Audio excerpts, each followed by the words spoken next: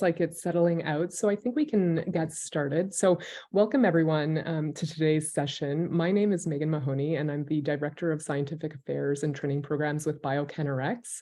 I'm really pleased to welcome you to this iteration of the Summit Speaker Series. For those of you who are new to this series, this is an opportunity to bring together our currently funded, our previously funded, and other collaborators, researchers, and other stakeholders together to hear about the research that's going on within the cancer immunotherapy ecosystem here in Canada. And so before we begin with our session today, I would like to let you all know and acknowledge that we are situated on the traditional unceded territory of the Algonquin and Anishinaabe people.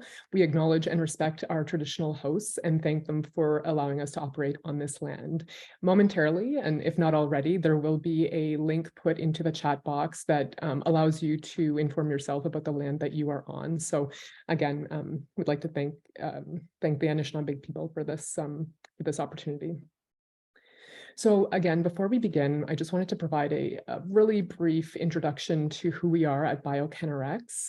So we are a not-for-profit, federally funded organization that is national in scope, and we represent and are a collective of network of scientists, of clinicians, of cancer stakeholders, NGOs, industry partners, and others that are working together to accelerate the most promising and innovative cancer immunotherapies from bench to bedside.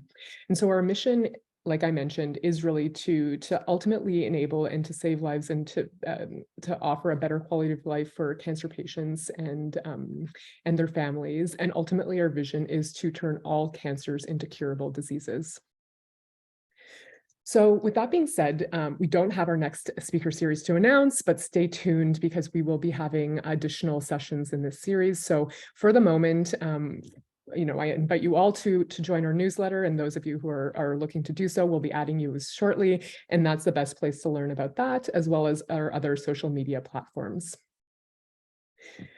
For those of you who are looking to attend our Summit for Cancer Immunotherapy, just a note that registration will be open in spring of this year. Right now, abstracts are already open. If you are a trainee, the deadline for HQP Travel Awards is April 28th. The conference itself is happening October 1st to 4th in Ottawa. So we look to see meeting many of you there and seeing many of you there. So with that being said, I'd really like to introduce today's session, Garbage to Gold, bringing a new cell therapy to clinical testing. Today's session will have 3 speakers, and as with all of our sessions, we always provide an introduction, a patient partner perspective, and a discussion from an HQP within our network. So with that being said, I'd like to hand it over to Dr. Megan Levings, who's going to do a brief introduction of herself. We always like to have everyone introduce themselves and to take it away. So over to you, Megan. Great, thanks, Megan M. It gets very confusing with 2 Megans on this call. We also look kind of similar as well. So hi, everyone, and thanks so much for the opportunity to tell you about the work that my lab has been doing over the last few years to try and bring a new cell therapy into clinical testing. And I just also want to acknowledge the fun title that we have. Garbage to Gold was originally the title from Laurie West, who's my close longtime collaborator on this project, and she might be on the call as well. So for those of you who don't know me, I'm a professor at UBC in the Department of Surgery in the School of Biomedical Engineering. I'm an immunologist, and my lab is located at the BC Children's Hospital in Vancouver. My lab works on regulatory T cells, and for the last 20 years or so, we've been trying to understand more about the biology of these cells and bring them into clinical testing as a cellular therapy in transplantation and autoimmunity. What we're going to be talking to you about today is some work we've been doing to try and bring a type of Treg from a new source, the human thymus, into clinical testing.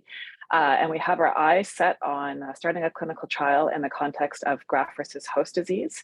And so we're going to start today's talk with the perspective from Lindsay Thompson, who's the patient partner on this project. She, I think, will very eloquently tell you about why graft versus host disease is an important part of the equation when we're talking about cancer therapy for blood-based cancers. So Lindsay Thompson was a pediatric infectious disease nurse, and she was diagnosed with leukemia in 2007. She was fortunate to receive a bone marrow transplant, which saved her life, but unfortunately, as is fairly common with this procedure, caused the side effect of chronic graft versus host disease. And you're going to hear about her journey through this process of being a cancer survivor, and why that we're so interested in trying to find better solutions for chronic graft versus host disease. So Lindsay, I'll hand it over to you. Go like that. And I just want to thank Megan for that lovely introduction. I want to thank the organizers and acknowledge that I live on the lands, ceded lands of the territory of Treaty 7 First Nations, part of the Blackfoot Confederacy.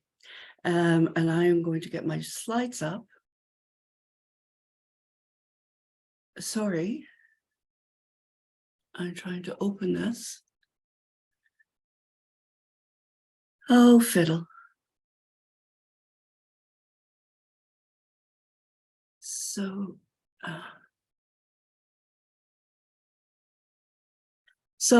GVHD and me. In 2007, I was your usual A-type working personality. I had been married 27 years. I had 2 children, a 15 and 20-year-old. I worked as a nurse clinician in pediatric infectious disease. I was national chair of a nursing immunization program, and I was a busy girl. Loved my job, loved my life, and I bumped my elbow on the table at work. Except it wasn't just your regular goose egg. I had a massive goose egg, and about 3 days later, I had bruised all the way down my arm. It wasn't normal, so I took myself off to a walk-in emergency department. They kind of thought it might be a septic arthritis, and of course you go to emerge, immediately you get a CBC and diff done. Before I even got home, they'd called my home to say that I was significantly anemic, and the following day, the doctor that I would see would talk to me further about it. When I went to the clinic the next morning to start on IV antibiotics, I said to the nurse, so nurse to nurse, what's the deal with my blood work? And instead of saying something like, well, you know, the doctor will talk to you, or I don't have it here, she handed me the lab results. And it showed I had an anemia. My blood hemoglobin was 9.1 or 2. My lymphocytes were tanking. My platelets were in my boots. And right at the very bottom of the page, there were blasts in my blood. And to me, blasts only meant one thing. It meant the bottom had fallen out of my world. Blood work was repeated 2 days later. No, there was no mistakes. 3 days after that, I was seeing a hematologist for possible, he hoped it would be an autoimmune response, maybe to stress or whatever. But there was no improvement 4 weeks later. So he did a bone marrow aspirate, which showed that I had chronic myelomonocytic leukemia. Of course, with 137 blood cancers, a lot of them are rare cancers. CMML falls into that grouping. The average age for diagnosis is over 60. It more commonly affects men, and in fact, African-American gentlemen. So it begged the question, what was I at 51, female and Caucasian, doing with this kind of cancer? CMML has features of both myelodysplastic and myeloproliferative symptoms. It didn't properly fit into either classification, so it finally became a separate diagnosis in 2002. The big risk with, there's no specific causative factors with CMML, but I fell into this group here where I had an acquired chromosomal antibody. It's not something you're born with. The most common translocation is between 8 and 21, and that in fact is what I was diagnosed with. The big risk for CMML, treatment-wise, if you are untreated, mean survival rate 12 to 24 months. Some patients live out to about 4 years if they've been in good physical health pre-diagnosis. For older patients over the age of 70, 73, it's supportive. Younger patients, the best option is a stem cell transplant. CMML has up to a 30% risk of converting to acute myelogenous leukemia. And that's in fact what happened to me. A donor had been found to allow me to go through the transplant process. But when this diagnosis was made, the transplant had to be delayed. And I then had to go through chemotherapy to get me into full remission so I could go forward with the transplant. I was lucky because I was in remission after the first round of chemotherapy, but my blood counts never normalized. I ended up being in hospital for 2 months.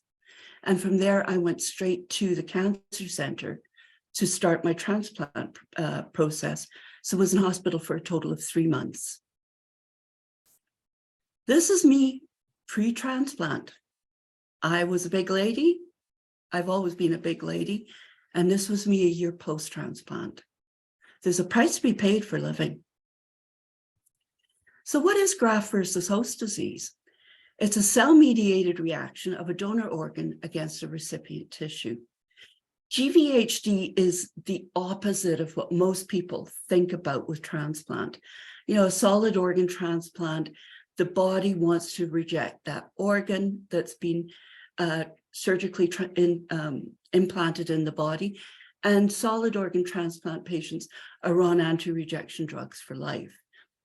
With the bone marrow transplant, the marrow or stem cells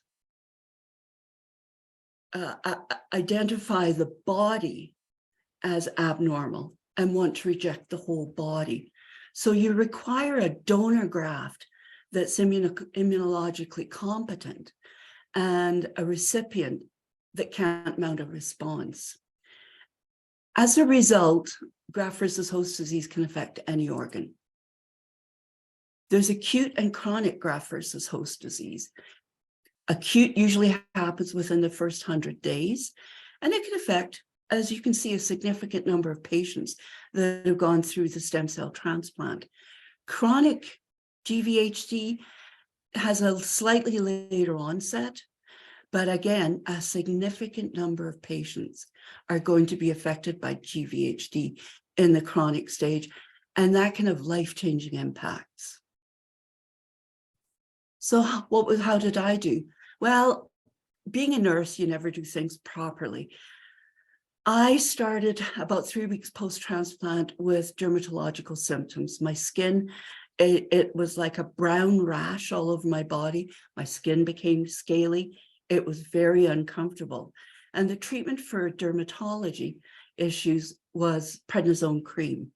So I was discharged home from hospital with great big jars of prednisone cream, and twice a day my husband had to butter me literally from top to bottom, front and back, with this cream, trying to get the skin symptoms to diminish. And eventually that happened. Within 2 months later, so just at about the 100 days, I started showing GI symptoms. I had numerous GI bleeds, which meant I was admitted to hospital, which meant I needed more transfusions than normal, because post-transplant, you initially, until you fully engrafted, you need transfusions. So I had transfusions and then more transfusions, which increased the iron levels in my liver, which meant I needed chelation therapy. And on it goes. Graft versus host disease, it's not just the symptoms and a treatment. Most of the treatments cause other problems. And it's just you're chasing your tail. I was unable to tolerate solid foods because of all these GI symptoms, and I lost over 130 pounds. Chronic GVHD finally settled in my lungs. I had recurrent pneumonias. The first winter, I was transplanted in March. The first winter post-transplant, I had 2 admissions to hospital with bacterial pneumonia and required oxygen therapy. 1 year post-transplant, I was admitted to hospital with what was probably PJP pneumonia, pneumocystis jirovecii pneumonia, that almost killed me, a fungal infection. And I was started on oral steroid therapy at a high dose. From that diagnosis, it took me 7 years to get off of steroid therapy. So all of a sudden, the brain starts ticking about the long-term effects of steroid therapy. I became very Cushingoid. I used to joke I had more hair on my face than on my head. And then just all the issues that come with long-term steroid treatment. I also, because of this chronic GVHD, I've had pulmonary embolisms twice, so I'm now on Coumadin for life. I've had recurrent pleural effusions, and my chest, especially my right lung, has chronic scarring. It's to the point, if I go to my local hospital and go into emergency, you know, I'm starting to get a bit short of breath. I don't feel right, a bit virally. I am in right away. I don't wait in the waiting area. I'm labeled as a priority patient, and I will go in. My SATs will be normal. My chest x-ray is normal, but when they do a CT scan, they'll find the abnormality, usually some kind of pneumonia happening. And I now have this reputation as a frequent flyer at the emerge department. Also, I now have an acquired B-cell immunodeficiency, cardiomegaly, mitral valve insufficiency, hypertension, osteopenia, and on it goes. And of course, I had 6 months of blindness due to cataracts caused by long-term steroid therapy, plus high-dose total body radiation pre-transplant. There's the 3 F's that go along with graft versus host disease that often are forgotten about. Family is the first one. Your family has already gone through the devastating diagnosis that, in my case, mom had been diagnosed with cancer. But mom, post-transplant, became almost a semi-invalid. I was in and out of hospital. For the first 10 years post-transplant, I had at least 2 admissions a year to hospital for 2 days to 10 days, depending on how bad the pneumonia was. It's pretty sad when my son in his 20s knows how to pack his mom's toilet bag. But they're along for the ride, whether they want to or not. And they need support as part of this equation. I have many friends that have graft versus host disease. And again, it can attack any part of the body. Severe osteopenia causing massive chronic pain, limiting ability to travel, etc. Optical graft versus host disease, where the vision is affected, constantly having to use eye drops. Again, cardiomyopathy that affects lifestyle and forces job changes. And the other big one, though, is financial. And the financial effect of graft versus host disease, it's hard to measure. Every time you're admitted to hospital, there's the parking costs, there's the extra coffee, there's the extra drugs for, for treatment post-diagnosis or post-discharge. And those multiply tenfold if the patient is rural. If a patient is on a First Nations land, or they're from the Arctic and they have to be flown out to get treatment for graft versus host disease. Massive, massive costs. The big thing for me, my retirement income, savings plan, gone. So it really affected how we are now living as a retired couple, because those 15 years of hard saving that you get when your kids are finally not costing you so much didn't happen because I was forced to leave my job. I was never able to go back. And then finally, there's the cost of the healthcare system. When you think about it, all those extra hospital admissions, extra clinic appointments, drugs, blood transfusions, whatever, it all adds up. So that's where I say to Dr. Levings and Dr. Ivison, please make this project, figure a way to make it work, because the impact is going to be tremendous. It will improve the quality of patients, and it will greatly improve the cost of healthcare, which, as we know, across the country is struggling. And with that, I thank you. Oh, one more slide, sorry. That's the gentleman that saved my life. I just wanted to share it with you. He gave up a lot, his family gave up a lot. And he is my donor, a physician from California. Thank you all.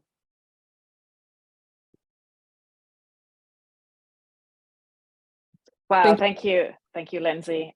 Just before I turn it over to Megan, the other Megan, for questions, I just want to say I'm not a medical doctor, so I don't have the opportunity to meet patients that often, but it's just so, it's personally inspiring in terms of research when I hear the story of patients. And I often think, and Sabine will attest, this project has had a lot of ups and downs and difficulties and struggles, but then when you get grounded in a patient's story, it's just so motivating to keep going and make it work and hopefully be able to provide help for people like you in the future. Okay, Megan, questions? Sounds good. So before one question that came in, there is a comment saying, thank you, Lindsay, for sharing your story. So I would echo that. I echo what Megan said as well. So thank you. The question to you is, are you still on any pharmaceutical immune suppressants? Is the GVHD actually gone? Is there recurrent pneumonia due to the chronic immune suppression post-BMT? So a few questions in there. Yep, no, I am no longer on immunosuppressive drugs. I'm on immune boosters now. I am, because of the B-cell immunodeficiency, I go once every 4 weeks to hospital for immunoglobulin infusions to try and help me. And what has happened is since up till 2017, I averaged about 2 hospital admissions a year. And that's when, about that time, we made the diagnosis of this B-cell immunodeficiency, and I started on the immunoglobulin infusions. And in fact, that has greatly reduced the number of hospital admissions. I've had 2 hospital admissions since 2017 that have been related to my lungs. I've been in and out of emerge, but I haven't actually required admission. So. That's good to hear. Bittersweet, I suppose. Okay, thank you for that. I see a few hands being raised and lowered from our audience members. For those of you who may have questions, if you wouldn't mind adding them to the Q&A, so feel free to do that now. There will also be an opportunity to come in. So if we don't get to your question right now, but by the time it comes in, let me just check here, you'd like to ask it to Lindsay, there will be an opportunity as we go. With that being said, I'll turn it over to you, Megan, for your talk. So thank you both.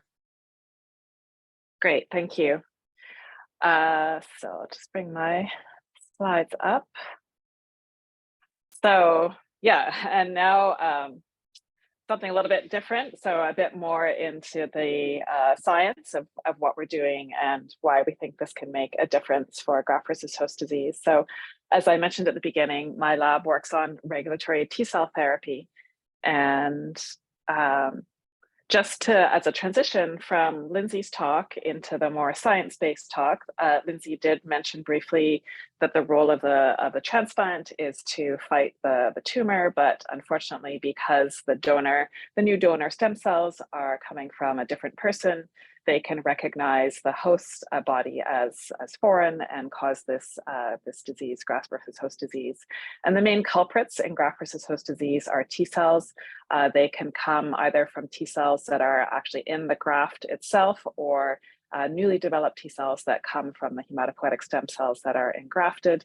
And overall, the reconstitution of T cells, the proportions of naive T cells versus memory T cells will dictate the balance between protection from infection, elimination of the cancer, and the development of graft versus host disease. So graft versus host disease is a very complicated biological process, which is likely initially stimulated by the damage done by the conditioning needed to prepare a patient for the transplant. This conditioning damage tends to cause, to really affect, as you heard from Lindsay, cells that are interfacing with the outside world. So skin cells and the gut cells, which are continually being exposed, and the lung cells continue being exposed to bacteria and viruses and funguses, so that those organs get damaged. And then that starts this a cycle of inflammation, initially innate inflammation, a lot of inflammatory cytokines, and then bringing in lots of T cells, and it sort of creates a vicious cycle. What my lab is interested in is how we can control this cycle of graft versus host disease using regulatory T cells. So these are also T cells. They make up about 5% of your circulating CD4 positive T cells. And they have this ability to balance the function of effector T cells. And what's known is that if we use this sort of classic teeter-totter analogy, is that if you can increase the number of regulatory T cells, you can, by corollary, decrease the number of effector T cells, leading to the idea that if we could boost Treg numbers, we would reduce effector T cells and then hopefully reduce chronic graft versus host disease, and at the same time increase the tolerance of the new immune system to the new body that it finds itself living in. So this is the overall idea of what regulatory T cell therapy is. So most commonly, regulatory T cells are taken from the blood. In the context of graft versus host disease, it would usually be the blood from the person who initially gave the stem cells. So the Tregs would be matched to the new immune system. Then these cells are purified based on cell surface proteins that they express. One of the problems that I'll talk about a little bit more is that regulatory T cells are quite rare cells in the blood. And so in order to give a patient a big bolus injection of Tregs and change that teeter-totter balance, we have to expand them in vitro in the lab. So basically going from a very small number to a very large number. And there's a few different ways you can do that Sabine is going to talk to you about some of the methods we're using in more detail. But after this in vitro expansion process, you have a large number of Tregs that you can infuse into the patient and try and tip that balance. So the first time that this was tested in human beings in the context of graft versus host disease was actually done in a group in Minnesota, Brunstein and Blazer. And I just want to show you a couple of figures from one of their, I think the first trial was in 2011, but some figures from a follow-up trial in 2016. They basically compared patients who were just on an immunosuppressive regimen of sirolimus and MMF. This is the cumulative incidence of graft versus host disease. And so you can see, in contrast to the patients that were just on immunosuppressive drugs, the patients who also got this regulatory T cell therapy, so a single injection of billions of Tregs, had a very significantly reduced incidence of graft versus host disease. And importantly, this big infusion of these immunoregulatory cells didn't affect the positive benefit of the transplant. So there was no difference in mortality, either relapse or non-relapse related. And there was no difference in infections. And basic science along the way has shown that these regulatory T cells have this amazing ability to keep the graft versus host disease under control, but still allow the normal immune function that keeps us safe from cancer and infection. So this initial work has actually led to a lot of clinical activity in testing different regulatory T cells. This is a summary from a couple of years ago in the context where these cells are being tested. So you can see now there's actually 23 trials of TRegs in hematopoietic stem cell transplantation, a number in solid organ transplantation, as well as a number in autoimmune diseases. And most of these trials, actually all of these trials have definitively shown that regulatory T cell therapy is safe. The exact efficacy is still being tested because these trials are largely phase 1 clinical trials without a randomized control group, but those randomized control trials are actually just starting to happen now. So hopefully in the next few years, we'll have more information on really the efficacy of this therapy.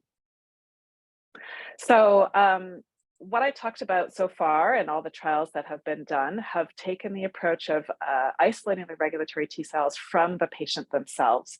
So that would be called an autologous Treg therapy.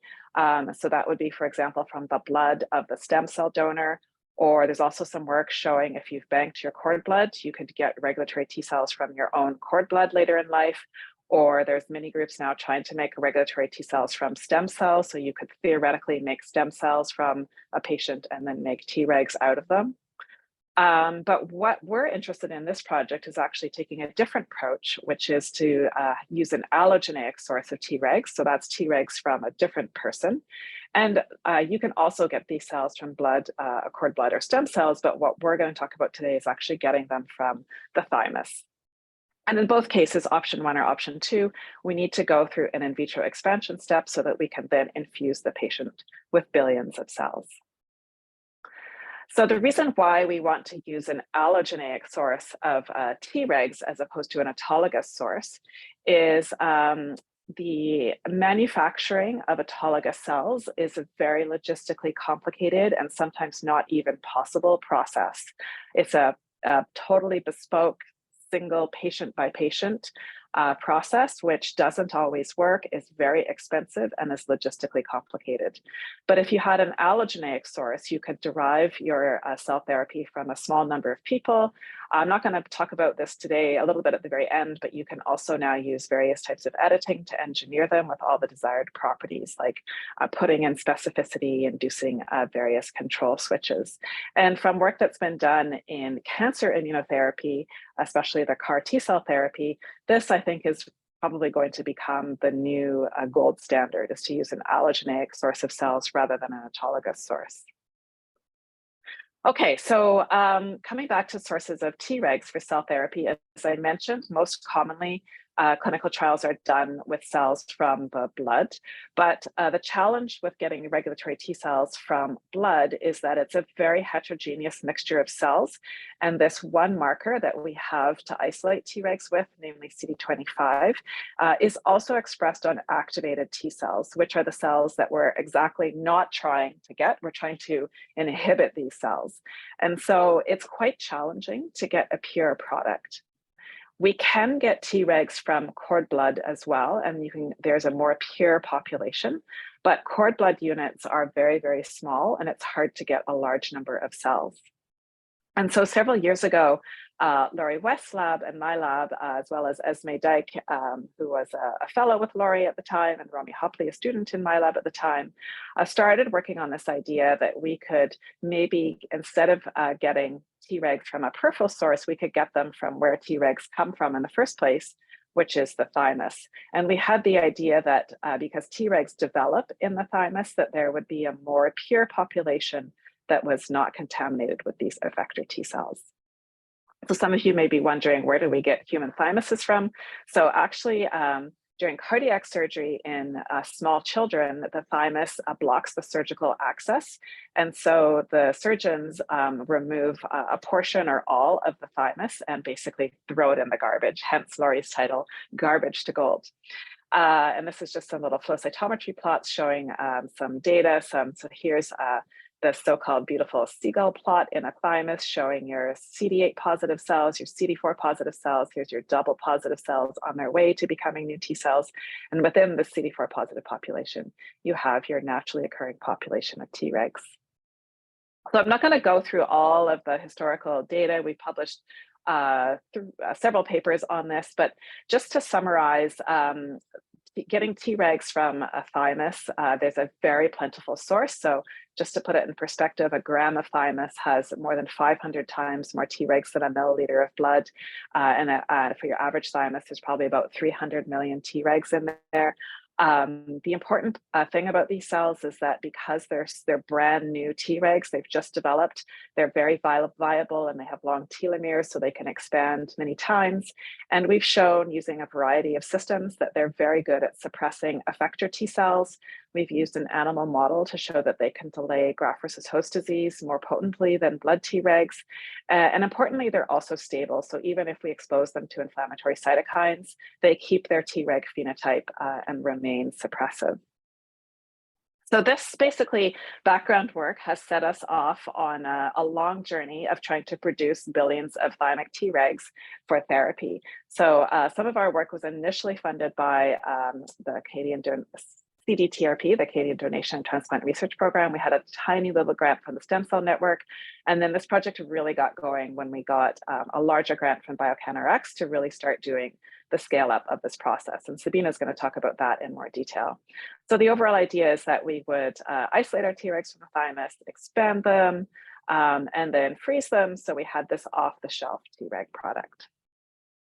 So just to give you an example of what some of the data look like, here's our process. We do a manual tissue chopping, and then we do a CD25 positive selection to pull out the Tregs, and then we deplete any remaining CD8 positive Tregs. So here, this is a straight out of the thymus flow cytometry plot. Here's our CD25 positive cells, and within this pool, we have the CD4 positive single positive cells, and then we have our FOXP3 positive cells. And here's our isolated Treg product. So very pure for CD25, very pure for CD4, with the vast majority of these expressing FOXP3, which is the transcription factor that defines the Treg lineage. So Katie McDonald in my lab spent a lot of time trying to figure out the best way to grow these cells, and she tried all sorts of different activation and media and expansion conditions. I'm not going to go through all the details, but essentially this is the process that she came up with.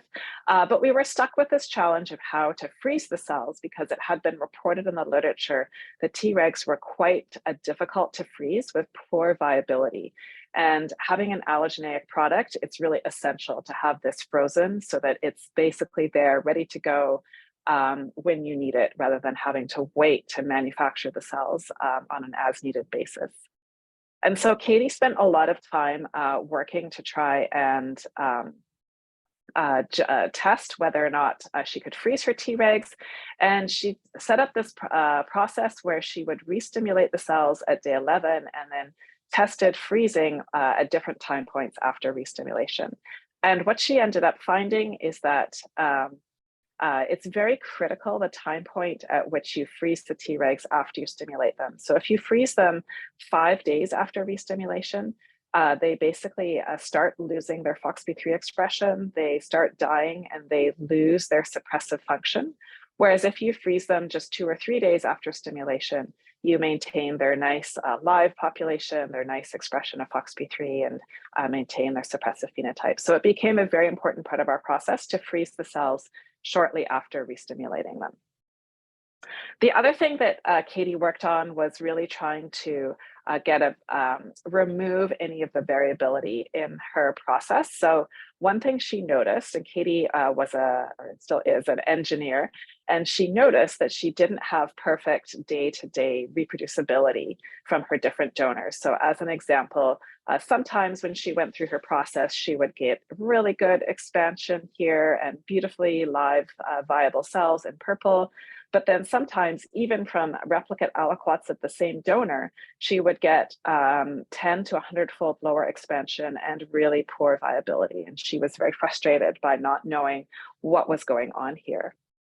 So she did some retrospective analysis and noticed that actually this drop in viability seemed to be correlated with the density of the cells when she re-stimulated them. So previously in my lab, when we talked about cell culture, we always talked about it as a concentration. So for example, 1 million cells per milliliter. But in our tissue culture system, the cells, even though they're suspension cells, they settle down on the plastic plate. And so when we talk about the density, we're talking about the number of cells per centimeter square of plastic, which is something we hadn't really been keeping track of before. And what we realized is that if we plated the cells at too low of a density upon that re-stimulation, that's when we started to get this drop in viability. So Katie then went on to precisely test if that's what was going on. And so she, at this re-stimulation time point, tested plating the cells at different densities. So now we're talking about per centimeter square of plastic, not per milliliter of volume.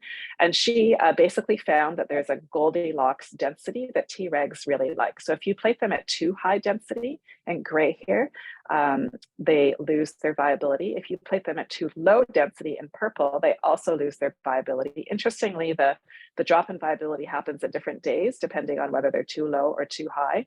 But there was this Goldilocks orange density in the middle here that seemed to be just right.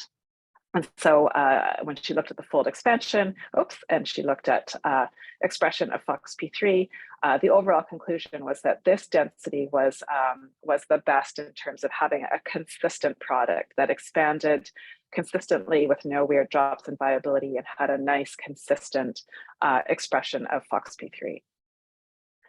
So where are we going now in terms of applying this product that we have figured out how to produce? And Sabine is going to talk about that in more detail. So as I mentioned, where we have our sight set on first-in-human clinical trial of thymic Tregs to prevent graft versus host disease. I think we're going to benefit a lot from the fact that there's allogeneic T-cell therapy is being increasingly used in cancer and to fight infections. So there's a lot of safety and efficacy data coming out from that context. And it is already known from animal models that allogeneic Tregs can enhance both bone marrow engraftment and protect from graft versus host disease. So we have those basic science studies to back up our concept. And then just as a little fun aside, there's also a context for using these thymic Tregs as an autologous cell therapy. So from the person whose thymus we made the cells. And that would be in children who the reason why they're having a heart transplant is that the reason why their thymus is being thrown out is they're having a heart transplant. And we have a collaborator, Dr. Rafaela Correa Roca in Madrid, who's actually treated at least 3 patients, but possibly more now, with their own autologous thymic Tregs to try and prevent rejection of the new heart going into those babies. So that's a really exciting side of the project as well that we'll be excited to see whether or not it works. So I've really just focused today on non-genetically modified Tregs, but just to give you a sense of the future of this field, with the advent of CRISPR editing and other types of genetic editing, my lab is also working a lot on different ways to make the best Tregs possible. So for example, by using different engineered antigen receptors, putting in molecules that could help the cells work better, removing things that maybe we think are deleterious, engineering them to be less immunogenic and responsive to man-made cytokines and homing receptor systems. So we see this project of the thymic Tregs as being sort of a platform for the future, where this first trial with genetically unmodified cells will then set the stage for subsequent trials using them in a genetically modified fashion. So I'm just going to end there and thank the key people in my lab who've done the work. So Katie McDonald, a recently graduated PhD student who worked passionately on this project for many years. Oh, actually, I forgot to put Dr. Jamie Puré, who was Katie's co-supervisor with me in all this work, Sabine Ivison, who you'll hear from next, and Lika Sandring, who's a postdoc in my lab now, who's continuing on this work. And as I mentioned, it's been a long-standing collaboration with Esme Dyke and Laurie West from the University of Alberta, and thanks very much to all the funders. So I'm going to stop there, see if there's any questions. So there are a few questions. Megan, thank you for that. I think so both Lindsay and you told the story exceptionally well. And so thank you for that. So maybe we'll go to the Q&A. So the first question for you is, how long do you think Tregs will survive in the patient? And will these patients need multiple treatments? Yes, so this is a fantastic question, and we don't know the answer. We from other work that's going on in my lab, we think that they are not going to survive long term, and that we may need to do repeat injections. However, that said, I didn't really go over in detail the mechanisms of Tregs, but one of the very attractive properties of these cells is that they actually create more Tregs. It's a process called infectious tolerance. So even if they don't survive in the long term, we think that the host's own body will be able to make more Tregs to propagate the effect. And that's what's been seen in mouse models. And that's in these early phase clinical trials also seems to be seen. With our product, because it's allogeneic, it definitely won't last forever because the cells will eventually be rejected. But we're hopeful that this infectious tolerance process will happen, and that it will be the person's own immune system that eventually propagates the effect. Thank you. The next question is, how many cells do you need? And if you make one product, how many patients can you treat? Okay, so Sabine is the numbers girl on our team. So the answer to that is it depends. So we're hoping we can make, for one thymus, we're hoping we can make up to about 10 billion, so anywhere between 2 to 10 billion cells. Now, the problem is that we're starting with a polyclonal product, which means it's not targeted. So for this first trial, there's no CAR added to target the Tregs. That means you're probably going to need far more cells to get enough to be able to add enough Tregs with the correct specificity. So we're probably looking at adding about anywhere between 1 to 2 billion cells per patient per treatment at the moment, what's currently planned.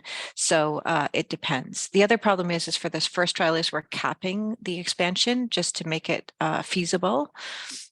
So we could probably get more out of them.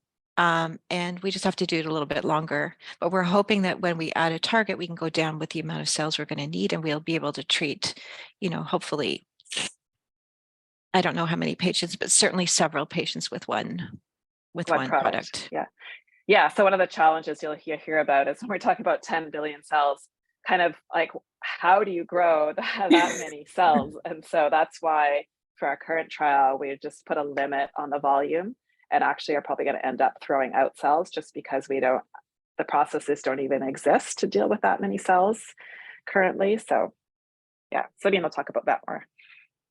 Perfect. And that segues really nicely to the next question. So what would your target CAR be? For graft versus host disease, now that is a really interesting question, because we definitely don't want to cause systemic immunosuppression, and which would be a risk if you say targeted your CAR against an antigen that was like an HLA antigen, although most of the bone marrow transplants are matched. Well, not always, they can be mismatched. So let's say you target it to an HLA antigen that was in the recipient, but not in the donor T cells, then that antigen would be all over the host body. And I don't think that would be the best CAR target. So there's actually been some interesting, quite exciting papers suggesting that CD19 could be a good CAR target, which seems a little bit counterintuitive because like for a blood cancer, that would be on the tumor cell. But there's several papers showing that it actually could be a good target for Tregs, because it would mean they were somewhat systemically activated, but not necessarily over the whole body. And because they can prevent graft versus host disease, but don't seem to affect the anti-tumor response. And they also don't cause a cytokine storm, so potentially mitigating some of the side effects that are seen with a CAR T-cell therapy. So I know Bruce Blazer is actually en route to doing a clinical trial of CD19 CAR Tregs in graft versus host disease for patients who have now been cured of their tumor, but are suffering from side effect. Fascinating. So we'll have to come back in a couple of years to tell us where you guys are with respect to that. Yeah. Okay, so there are a few more questions, and I think I'll ask them because I think we have a bit more time. Though feel free to defer them to after your presentation, Sabine, if it makes more sense. But so the next question is, what kind of immunogenicity? Immunogenicity. Oh, another word. Immunogenicity. Yes. Now, I have a problem with that word as well. Actually, right? No matter what. But anyhow, are you going to see with your unmanipulated allogeneic cells? Yeah. So these are, you know, in an ideal world, it would be like a cord blood bank, and we could just go pick our favorite haplotype, and it would work. But we don't have enough. We don't have a bank of thymuses. So they will express foreign HLA molecules. What has been shown from those studies, especially in the antiviral T cell world, is that first of all, even for the antiviral, a single HLA in being in common is enough for there to be the therapeutic effect in terms of the TCR peptide MHC interaction. But those cells probably only last for about a month, and then they're not detectable anymore. So I think our Tregs will probably have a similar fate. They'll probably last around a month and then be gone.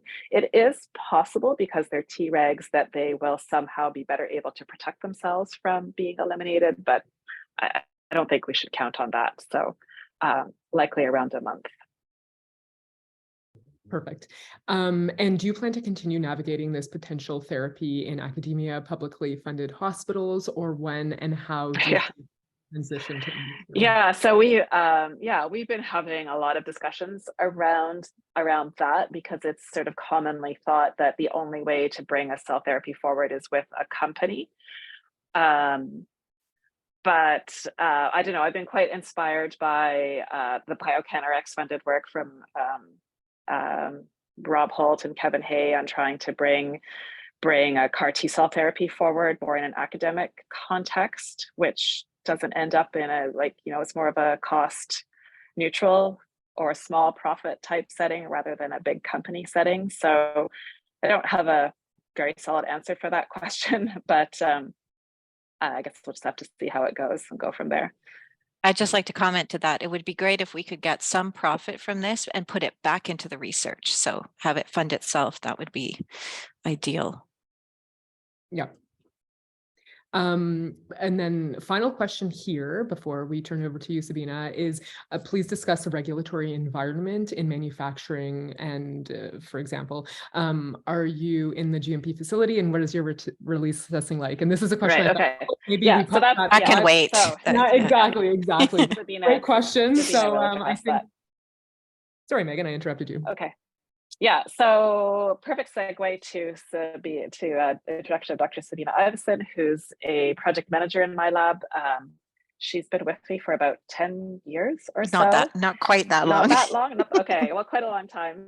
And she at some point got interested in this project and really has taken the lead on everything she's going to tell you about, trying to basically taking what I showed you, which was done by the grad student in the little dish in our very you know, clean but not super clean lab with research grade reagents, trying to take that platform and turn it into something that we could actually put into a human being. So Sabina, over to you. Okay, so I will just share my screen. Okay. Sorry, I just got to shuffle things about for a minute. And is it on full screen now? Everyone can see? Yes, it's good. Thanks. Okay, good. All right. And I have to get rid of this panel of pictures, which is blocking my screen. Okay. So yeah, like Megan said, I'm going to talk specifically about the sort of challenges we encountered in making this sort of lab process feasible for GMP manufacturing for clinical use. And it's something that we all had no experience in. And there's a couple of things we've learned along the way, and we're not there yet, but we're getting there. And I was just going to share with you guys some of the things I wish we would have known when we started.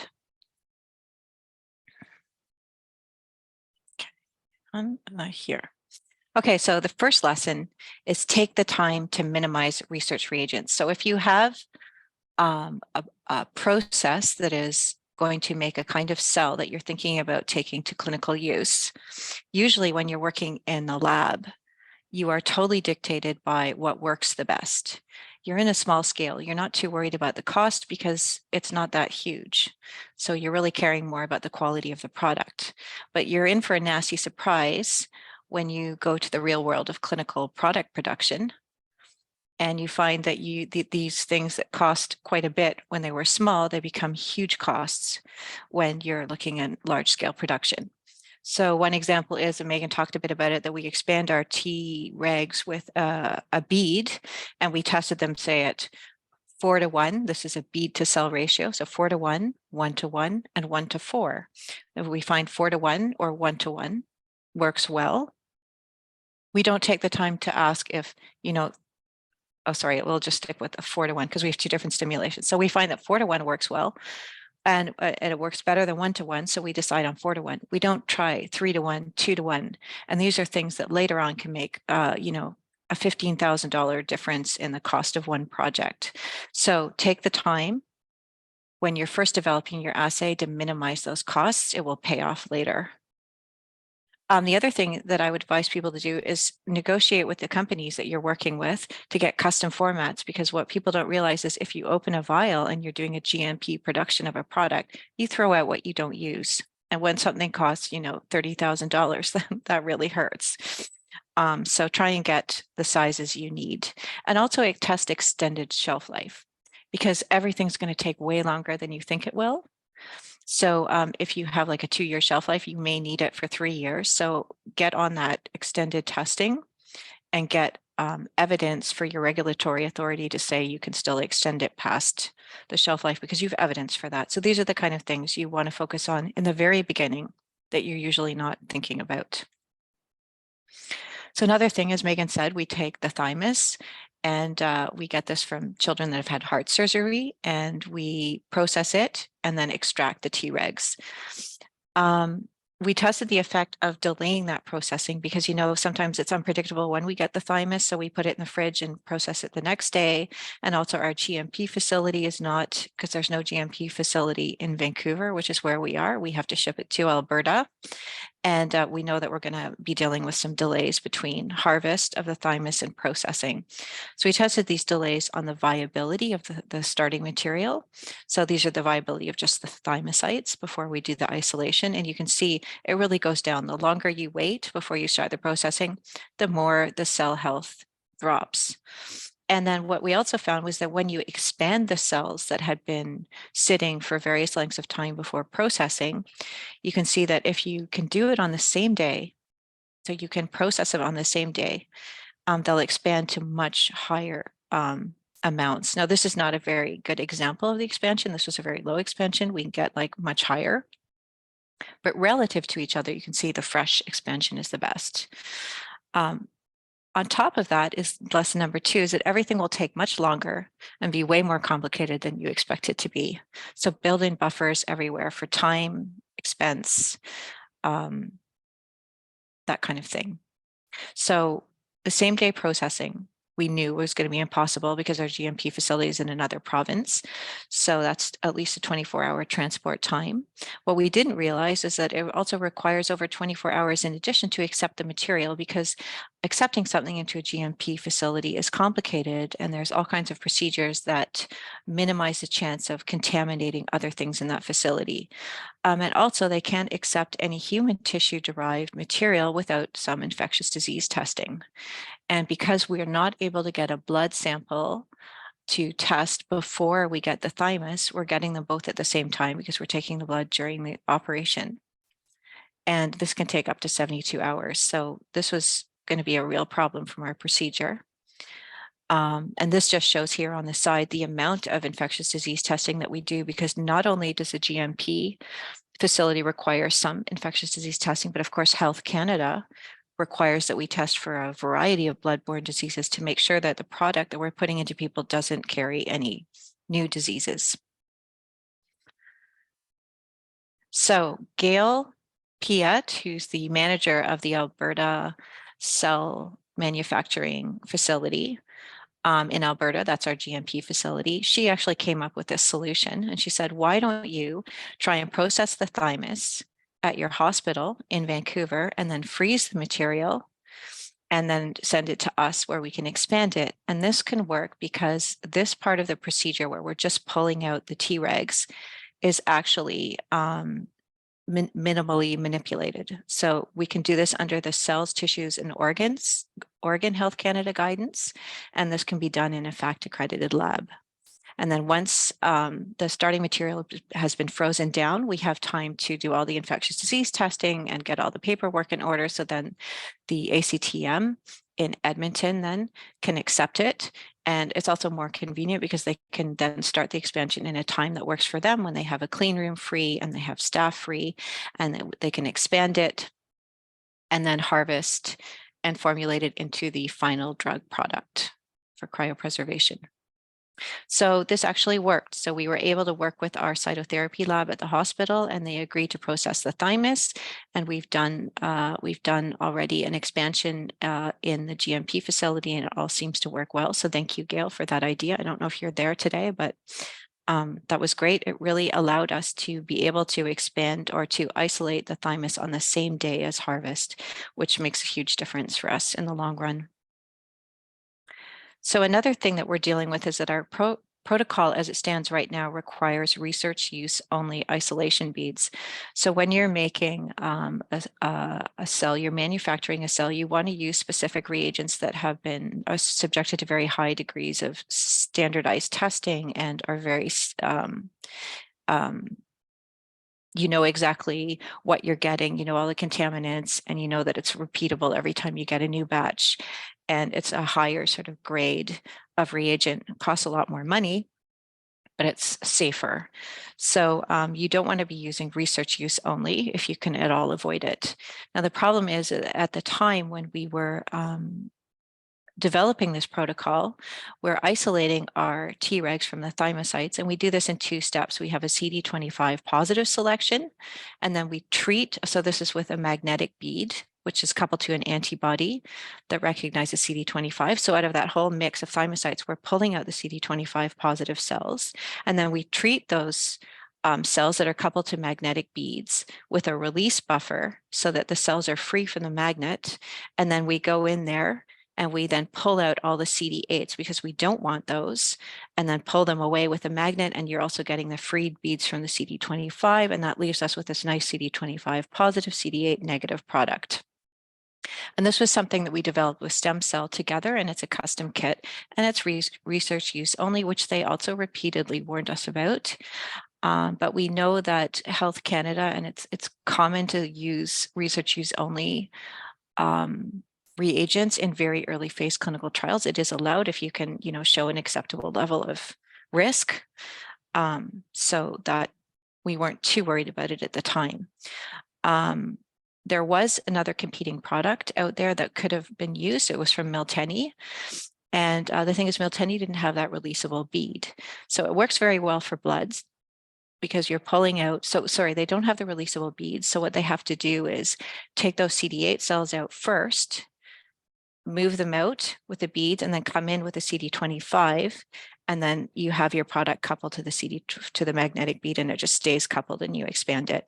The problem is that you're starting with the CD8s, and it's good for blood because blood this shows a FACS plot of what the CD8 versus CD4 looks like. And in blood, most of your cells are not CD8. There's a fairly low level of CD8 compared to thymocytes, where you can see there's a huge amount, like Megan already showed the seagull plot, where you've got this massive double positive. So if you're coming in with this kit, which is meant for blood, and you've got way more CD8s, and you're starting off with CD8s, you get a lot of contamination. So you can see that the Miltenyi kit left us with a lot of contamination, where the stem cell kit that we had optimized and custom made basically for our process was a lot cleaner. So this product didn't give us it didn't give us the purity that we needed, but we also didn't try to optimize it for very long, just because we had this great product. And now the lesson 3 is really trying to avoid those processes which use research use only reagents. We didn't realize how risky this was. even in an early phase clinical trial, it's risky and it adds a lot of expense. Because if you're looking at a research use only reagent, you're looking at, for instance, ours contains antibodies, and these are isolated from hybridomas that are either isolated from rats or mice. So you've got these other potential contamination or sources of viruses that could contaminate your final product. We've also, they're older hybridomas, so they've been grown in serum, and there's some risk of like the transmissible spongiform encephalitis, so the prion. So you have to do a bunch of adventitious agent testing for viruses, and that costs a massive amount of money on top. And you have to do this for every lot of reagent. And then you have a risk analysis that Health Canada requires that you do. That also costs more money. And another problem you have is if you're using RUO reagents, is that there's a lack of assays to detect residual reagents.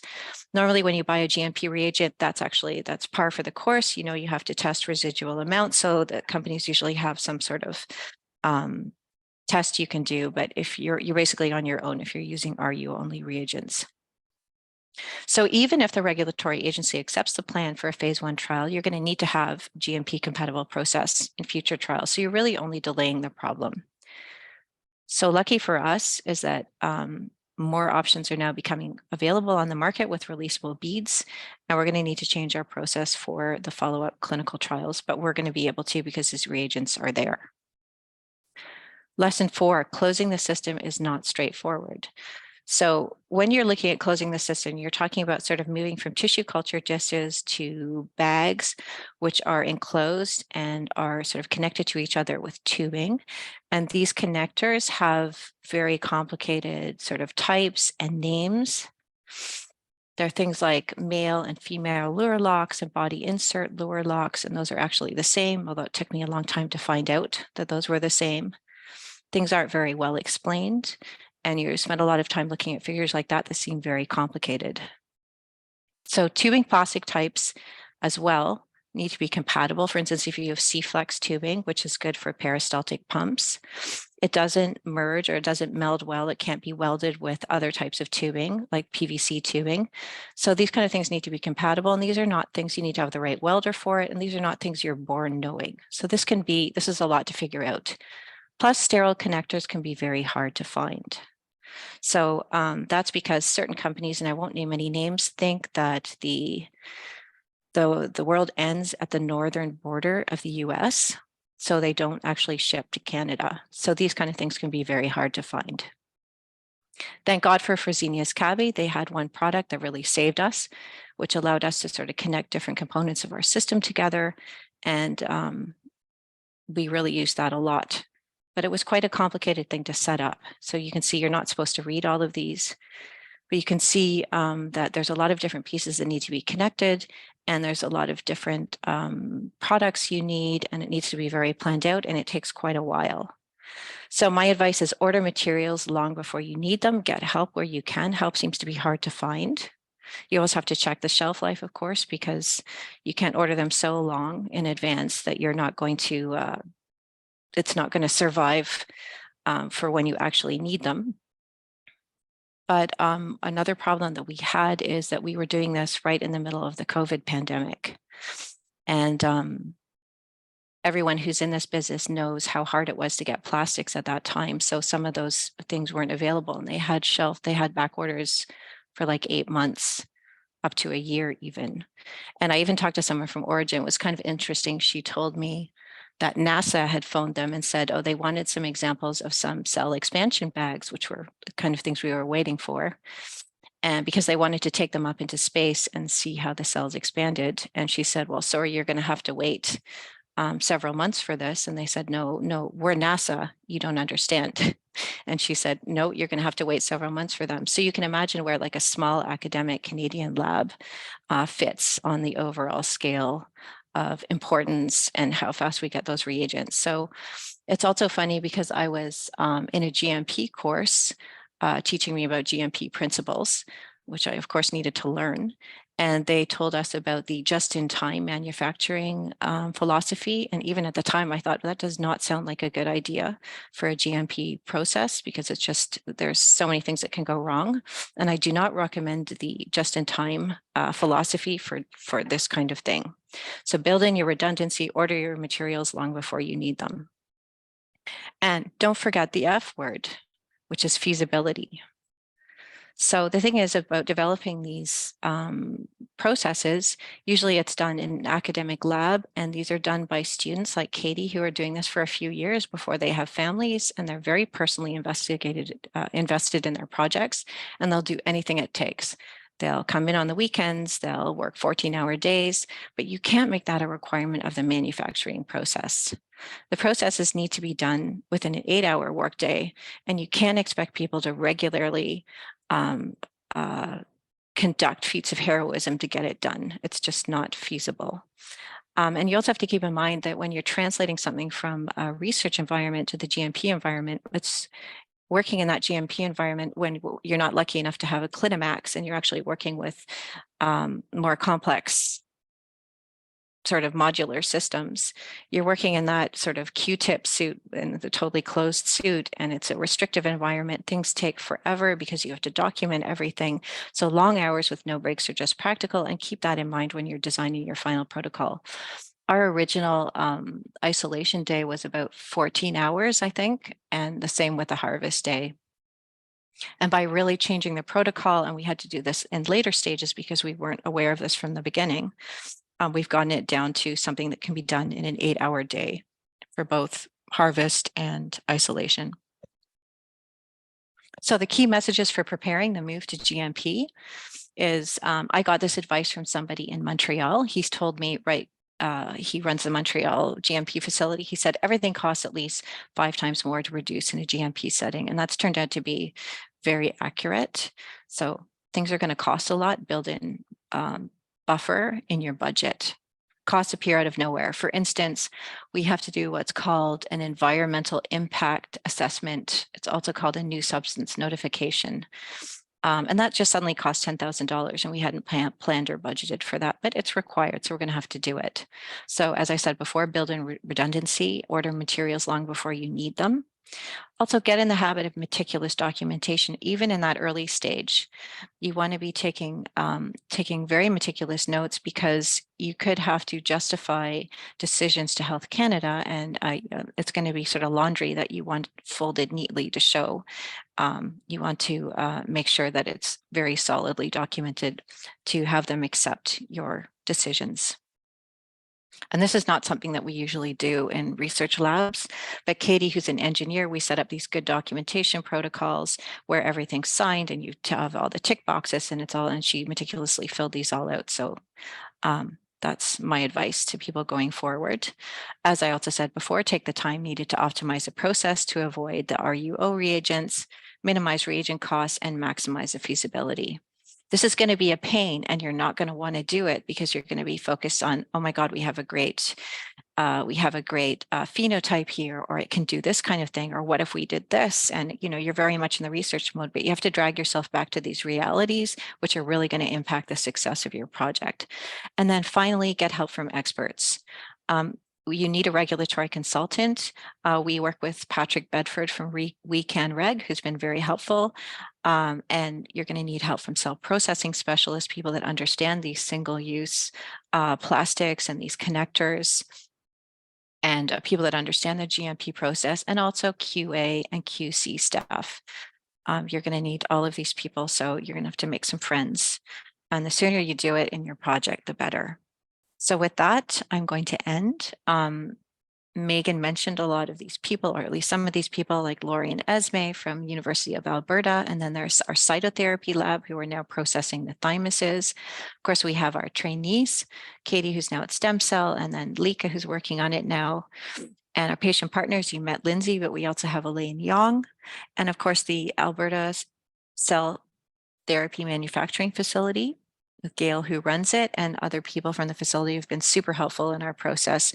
And then we have our industry collaborators. And of course, this work has been funded by BioCanRx, as well as Stem Cell Network, and now CIHR, to really get our clinical trials application accepted. So with that, I will stop sharing and take any questions. Hi, Sabina. So first of all, I really appreciated that talk and the lessons learned, because from my perspective and being part of a translational network, the questions that you ask and the lessons that you've learned are what everyone is basically going through. So I think that was extremely helpful to the participants. I really liked your last slide as well. I think that it really highlights the number of people, the number of different stakeholders that are needed to bring a product from bench to that early phase clinical setting. And in BioCanRx, we like to describe it as taking a village. So thank you for that as well. I have no specific questions, but I would love to learn a little bit more. I think going back to the point of one of the previous questions about those, I guess, regulatory engagements. So I know you nuanced and touched on a little bit, but did you want to speak a little bit more to the regulatory either engagement or any sort of lessons learned on that end as well? Okay, so yeah, so my talk was just focused on like the lessons learned for GMP, and it didn't really talk about exactly what we're doing right now. But our last grant was to fund the clinical trial application. So we got a bunch of money where we now are putting together that application for Health Canada. And for that, what you have to do is show that you can expand and produce your product in a subsequent 3 manufacturing processes, and that it meets a certain set of quality criteria, which are called release criteria. You lay out your exact process, and you lay out all the reagents that you're using for it, and you show the data, and you show some animal model data. So that's one part of the clinical trial application that we've been working on until now. And we've had one meeting with Health Canada where in December, where we basically introduced our process and introduced the research use only reagents, and to see if that was going to be a problem. That was very stressful, but they seem to have accepted it all with the level of risk that we can show. Now we're in the phase of also preparing the whole clinical side of it, so that we're going to be doing a graft versus host disease prevention. We're going to come in at some point after the stem cell transplant, probably between a month to 2 months after the stem cell transplant, infuse a single dose of Tregs, and then look to see if it reduces the, well, first of all, we're going to look to see if they're safe. We expect them to be, but then to see what kind of efficacy they have in or reducing the symptoms of graft versus host disease. Tech transfer, we finished all of the stuff in our facility, and we've moved it all over to the ACTM in Edmonton, the GMP facility. And what they now have to do is take cells and do these 3 expansions in full GMP and provide all the data for that. And then we're going to take our clinical trial plan and our data and our animal model data, which we're going to do some more mouse model testing with the final product to show that the final product is actually preventing or is functional in vivo. And then we're going to take that and put that all together as a application and submit it to Health Canada. So they're going to review it. And I think there's a really scary time period after they initially review it, where you have 48 hours where they can come back with any question, and you have to answer it within 48 hours. So you're giving them a lot of information, but they're counting on the fact that you've got all your ducks in a row. And if they pluck any specific thing from the mix and say, okay, what about this? You better be ready, because you have 48 hours to respond to that. And if you satisfy them, they'll give you a so-called letter of no objection. And then you're allowed to proceed with your clinical trial. Thank you for that. I think it's a bit of a black hole for those individuals who are just entering that process. So thank you. Megan and Lindsay, over to you. I'd love to hear your lessons learned about anything outside of GMP in terms of the translational elements of this project. And Lindsay, I'd love to hear what your thoughts are that maybe you would relay to others who are engaging in a project like this. So maybe Megan first, or Lindsay, or whichever. Oh. Okay, I'll go first. My thoughts are, well, every day I ask myself, why am I doing this? It costs so much money. It's so difficult. But then, you hear the perspective from patients and you see the basic science data, and you have to keep moving forward. Because at the end, we're trying to make lives better for people. And it's not all hard work. There's also a lot of fun in it. And it's also, figuring out solutions to problems is also very satisfying. Sabine didn't only touch the surface of the problems that she's managed to navigate her way through. And I think just in terms of career development and, problem solving, it's a really great project for learning so much. And also just in terms of the UBC community, this project so Sabine and I took the lead on writing, I think many of you guys know this, writing a GMP facility application for the whole university. And, I'm not sure if it'll get funded this round, but maybe in a subsequent round. And so being able to take what we learned from our project and apply it in a way that will benefit the whole community beyond the borders of my small lab is really satisfying as well. And I guess I would say from a patient partner point of view, this is the first project I've been involved in at this level of commitment. And first of all, I am so pumped at the potential from this type of project. The way the ability to improve quality of life for transplant patients is just out of the park. And I am truly pumped about that. But it's also, as a patient partner, getting involved at the very beginning of the planning process means that we can bring a different perspective to some of the discussion. And the first time we chatted with Sabine, Elaine and I were tossing our ideas about where to take it when they get to the phase 3 trials, but to open up the potential. And it's just, that's what patient partners have to offer in this kind of research. We may not know the science, but again, we're the patients, the persons with lived experience is the new buzz terminology. And so I would say to all the researchers out there, find your patient partners, they really will help. Well said. And I think if nothing else, start early, right? Because one of the lessons that I took away is that everything takes time, and having those questions at the beginning will really help make the process later on more efficient when you're starting to think about those later phase trials. So, so thank you for that. Thank you to all of you. There are no questions coming in at the chat, and we have a few minutes left. So perhaps we can end this with any last comments or last thoughts that you all have.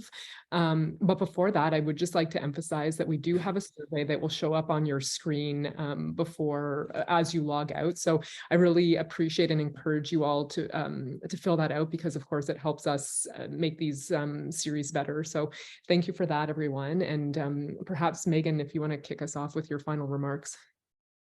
Yeah, not much more to say. Thanks everyone for joining in. I saw we had a pretty good number of people who took the time to listen to us on Zoom today. And thanks so much for the questions. Thank you to Lindsay for opening the project and agreeing to be our patient partner. It's really so fantastic to have you on board. And thank you to Sabine for her dogged determinism and getting this product to reality. So yeah, hopefully next time we meet, we'll have done all our engineering runs and have a clinical trial approved, if not in process. Yeah, thank you. It was a And pleasure. Thank you. Yeah, thank you for the opportunity to everyone. Bye, everyone. Thank you all. Bye. Thanks, Bye. everyone. Okay, bye. Bye now.